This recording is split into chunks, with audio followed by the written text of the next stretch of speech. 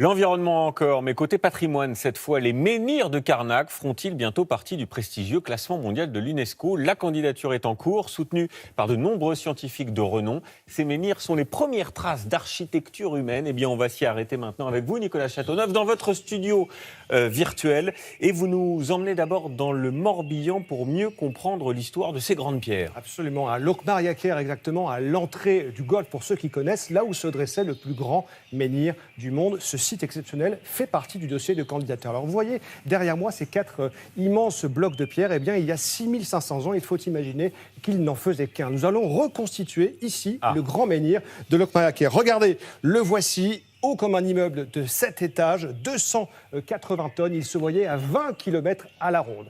Sur son flanc, il y a une gravure qui symbolise, de manière stylisée, vous allez le voir, un cachalot, parce que c'était une bête qui devait être très impressionnante pour les hommes de cette époque.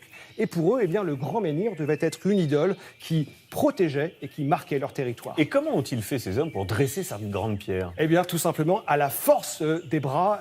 Et le grand menhir, d'ailleurs, n'était pas seul. Il faisait partie, regardez, d'une longue rangée, un alignement exceptionnel de 19 menhirs, certains à peine plus petits d'ailleurs que le grand menhir. Et à chaque fois, cela représentait des dizaines et des dizaines d'hommes qui devaient tailler la pierre, qui devaient l'acheminer sur des rondins de bois, parfois sur des kilomètres, parfois la dresser également avec des systèmes complexes de cordage et de levier. Un effort surhumain. Nous sommes quand même 2500 ans avant la pyramide de Khéops. Et cet alignement était sans doute l'un des monuments les plus spectaculaires et les plus impressionnants au monde. Alors, on va faire attention à nous, Nicolas, parce que à grands travaux, grands accidents, pourquoi est-il tombé ce grand menhir? Alors, deux hypothèses, Julien. D'abord, un séisme, et puis l'autre hypothèse, c'est un changement de croyance. Les hommes auraient tout simplement abattu leurs anciennes idoles.